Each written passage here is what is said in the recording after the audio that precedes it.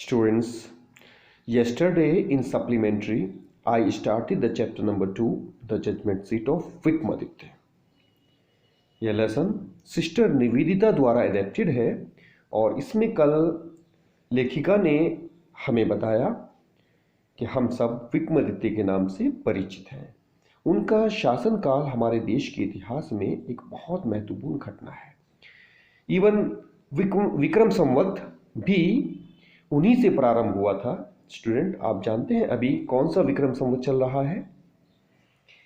विक्रम संवत हमारे अंग्रेजी कैलेंडर से 57 वर्ष आगे है। तो इस प्रकार अब 2020 में 2077 विक्रम संवत चल रहा है। तो इसका श्रेय चंद्रगुप्त विक्रमादित्य को ही है। उन्हीं से ये कैलेंडर शुरू हुआ था। तो यद्यपि उनके बारे में बहुत बातें फेमस है, लेकिन सबसे महत्वपूर्ण बात यह है कि वे न्याय के लिए बहुत प्रसिद्ध थे। वे न्याय और ज्ञान को बहुत पसंद करते थे और अपनी प्रजा को पूर्ण न्याय देते थे और सभी व्यक्ति उनसे संतुष्ट थे। तो भारत के इतिहास में वे सबसे बड़े जज कहलाते हैं। उन्होंने कभी भी गलत पनिशमेंट नहीं दिया और अपराधी उनके सामने कांपते थे। प्रतिदिन लोग बहुत डिफिकल्ट प्रॉब्लम्स के साथ उनके पास आते थे और संतुष्ट होकर जाते थे।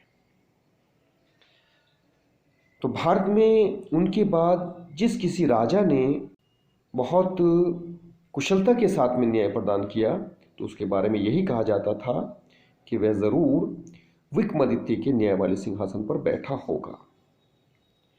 सिस्टर निवेदिता ने हमसे पूछा है कि क्या आपने कभी विक्रमादित्य का न्याय वाला सिंहासन देखा है? फिर खुद ही कहती हैं कि शायद नहीं, क्योंकि वह इस दुनिया में नहीं है। वह हमेशा के लिए इस दुनिया से गायब हो गया। तो आज वो हमें बताने जा रही हैं कि वह न्याय वाला सिंहासन कैसे इस दुनिया से गायब हुआ। So after the death of Vikramaditya की मृत्यु के बाद द पीपल ऑफ उज्जैन के लोग in due course of time, समय के गुजरने के साथ साथ फॉरगॉट हिम, उनको भूल गए। अर्थात उज्जैन के लोगों ने विक्रमादित्य को भुला दिया।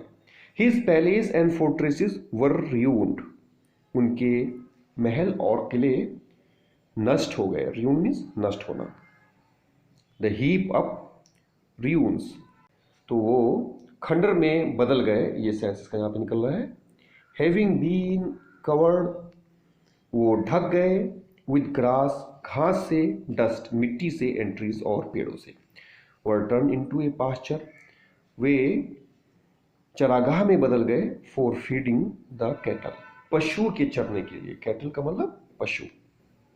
द विलेज पीपल, गांव के लोग use to send their cows, अपनी गायें भेजा करते थे। आउट टू दीज पास्चर्स, इन चरागाहों में। टू ग्रेज मीन्स चरने के लिए। अर्ली इन द मॉर्निंग, सुबह में, सवेरे। The cattle would come in the care of shepherd boy, cattle means पशु। वुड को जाया करते थे। इन द केयर मीन्स निगरानी में। ऑफ शेफर्ड बॉय, गवाल बालकों की। तो गवाल बालक की निगरानी में ये पशु उस चरागाह में चरने के लिए जाया करते थे। एंड वुड नॉट रिटर्न, और लौटते नहीं थे। टिल लेट, देर तक। इन द इवनिंग, शाम में देर तक वहीं पर ये पशु चरते रहते थे। और जब शाम में देर हो जाती थी तभी वे वापस अपने घरों को जाते थे। When it was time to return, और जब वापसी का समय होता था, रिटर्निंग का टाइम होता था, ए शेफर्ड बॉय, एक गवाल बालक, वुड कॉल आउट, चिल्लाया करता था। From the edge of the pasture, चरागाह के किनारे से। तो चरागाह के किनारे पर खड़ा होकर एक गवाल बालक चिल्लाया करता था। And all the cattle along with their cow heard, और सभी पशु अपने काउ हर्ड्स के साथ अर्थात गवाल बालकों के साथ वुड गैदर, इकट्ठा हो जाते थे। राउंड हिम मीन्स उसके चारों ओर। एंड टुगेदर, और एक साथ मिलकर। दे वुड टर्न होमवर्ड्स, वो घर की तरफ मुड़ जाते थे, अर्थात घर की तरफ चल पड़ते थे। Now come to next paragraph. Such was the life of shepherd boys इस प्रकार का जीवन था उन ग्वाल बालकों का इन द विलेजेस, गाँव में, अबाउट उज्जैन, जो उज्जैन के आसपास के थे। तो उज्जैन के आसपास के जो गांव थे, ग्वाल बालकों का इस तरह का जीवन था। वे पशु चराने के लिए उन चरागाहों में जाया करते थे जहां पर कवि विक्रमादित्य का महल हुआ करता था। There were many of them, उनमें से बहुत सारे थे। And in the long days, और उन लंबे लंबे दिनों में, ऑन द पास्चर्स, जो चरागाह पे वो व्यतीत करते थे, they had plenty of time, उनके पास काफ़ी समय होता था। फॉर फन मीन्स मज़े करने के लिए, तो खेलने के लिए, मज़े करने के लिए प्लेंटी ऑफ टाइम, बहुत सारा समय होता था। वन डे, एक दिन, they found a play ground, उनको खेलने का स्थान मिल गया। तो प्ले ग्राउंड टाइप जगह थी जहाँ पे इजीली वो खेल सकते थे। And how delightful it was, और ये कितना मज़ेदार था, कितना आनंददायक था। The ground under the trees, पेड़ों के नीचे की जो भूमि थी, वॉज रफ एंड अनइवन, वह खुरदरी और अनइवन यानी जो टेढ़ी मेढ़ी हो, समतल नहीं थी वह, बल्कि ऊबड़ खाबड़ थी। हियर एंड दियर, यहाँ वहाँ पर, the ends of great stone, great stone को मतलब बड़े बड़े पत्थर, तो बड़े बड़े पत्थरों के जो सिरे हैं, एंड्स मीन सिरे, पीप आउट, बाहर की ओर निकले हुए थे। पीप मीन्स झांकना होता है, तो बाहर झांक रहे थे, अर्थात बाहर निकले हुए थे। एंड इन द मिडिल, और बीचों बीच, देयर वॉज ग्रीन माउंट, वहाँ पे एक हरा चबूतरा था, टीला था, which looked very much like a जज सीट, जो काफ़ी हद तक एक जज की कुर्सी के समान दिखाई पड़ता था। तो इस प्रकार जज की कुर्सी के समान एक टीला उनको नजर आया। सुनाओ, let's go to next paragraph. At last one of the boys thought so, आखिरकार उन लड़कों में से एक ने ऐसा सोचा। एंड सीटेड हिमसेल्फ, और स्वयं बैठ गया ऑन इट, उसके ऊपर। कैसा सोचा? उसको ऐसा लगा जैसे ये किसी जज की कुर्सी हो, तो वह उसके ऊपर बैठ गया।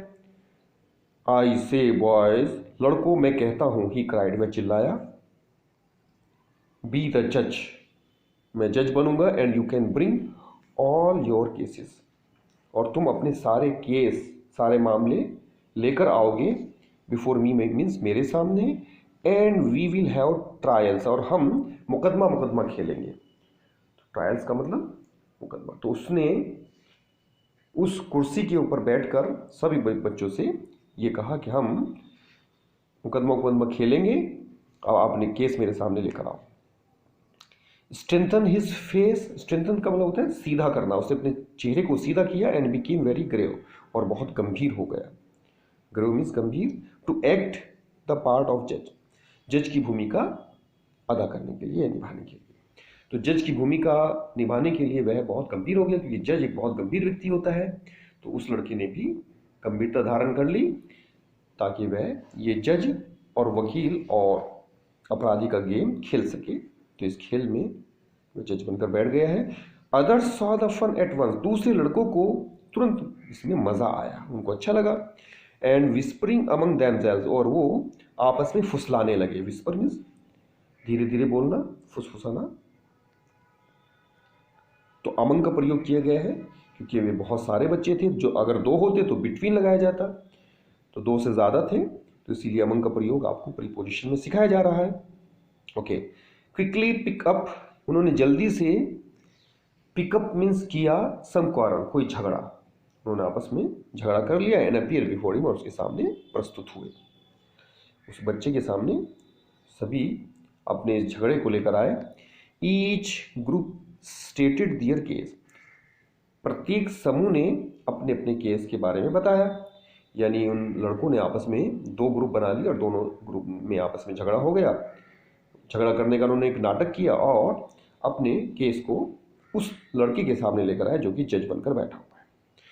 वन सेइंग, एक कहने लगा, that is certain field was theirs, कि वह निश्चित जो खेत है वह उनका है। अनदर सेइंग, दूसरा कहने लगा, दैट इट वाज नॉट, कि ऐसा नहीं है। एंड सो ऑन, आदि इत्यादि। तो इस प्रकार किसी खेत के बारे में उन्होंने झूठ मार झगड़ा किया, और झगड़ा करके उस लड़की के पास लेकर आए। दे ऑल वांटेड हिम, वो सभी उससे चाहते थे, टू सेटल द डिस्प्यूट, कि इस झगड़े का निपटारा करें। But now all of a sudden, परंतु अब अचानक, a strange thing made it self felt, एक विचित्र सी बात महसूस हुई। द बॉय हु अपीयर्ड सो, वह लड़का जो कि प्रतीत हो रहा था सो कॉमन, बहुत ज़्यादा साधारण, बिफोर ही सेट डाउन, इससे पहले कि वह बैठता ऑन द माउंट, उस टीले पर। तो उस टीले पर बैठने से पहले जो लड़का बहुत ही साधारण प्रतीत हो रहा था, लुक सो डिफरेंट नाउ, वह बिल्कुल भिन्न लग रहा था। ही हैड बिकम, वह बन चुका था ग्रेव एंड सीरियस, यानी गंभीर, दोनों का मतलब गंभीर है।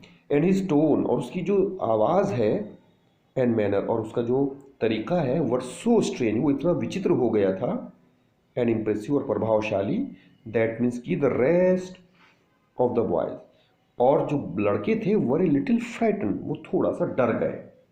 फ्राइटन मीन्स डरना। तो उस लड़के के अंदर उस टीले पर बैठने के बाद कुछ चेंज आ गए, वह बहुत ज़्यादा गंभीर हो गया, उसकी आवाज़ भी बदल गई, उसका तरीका भी बदल गया, तो दूसरे लड़कों को डर लगने लगा। स्टिल फिर भी they thought it was fun, वो सोचने लगे कि ये तो खेल है। एंड वंस अगेन, और फिर से they put up A fresh case, उन्होंने एक नया केस बनाया बिफोर हिम, जो उसके सामने लेकर आए। एंड वंस मोर, और एक बार फिर से ही गिव हिज जजमेंट, उसने अपना निर्णय दे दिया। And this went on for hours and hours together, और ये घंटों घंटों तक चलता रहा। ही सीटिंग ऑन द जज सीट, वह जज की कुर्सी पर बैठा रहा। लिसनिंग टू कंप्लेंट्स, शिकायतें सुनता रहा। एंड प्रोनाउंसिंग सेंटेंसेस, और अपना निर्णय देता रहा। प्रोनाउंसिंग मीन्स घोषणा करना होता है, घोषणा की अपने निर्णय की, विद द सेम ग्रेविटी, उसी गंभीरता के साथ, till it was time to return, जब तक कि लौटने का समय हो गया। तो शाम तक ये खेल चलता रहा, और फिर लौटने का टाइम हो गया। And then he jump down, और उसके बाद वह नीचे कूद गया, फ्रॉम हिज प्लेस, अपने स्थान से। And was just like any other cowherd, और उसके बाद तो वह और दूसरे गवाल पालकों के समान ही हो गया। तो इस प्रकार उस टीले पर बैठने के बाद उस लड़के में कुछ चेंजेस आए, लेकिन जब उससे वो उतर गया तो फिर वह सामान्य बालकों की तरह से हो गया। तो स्टूडेंट, आज के लिए इतना ही काफ़ी है। I shall continue this topic next week. Tomorrow this the turn of grammar. Grammar में आपका नया टॉपिक शुरू किया जाएगा। So get ready.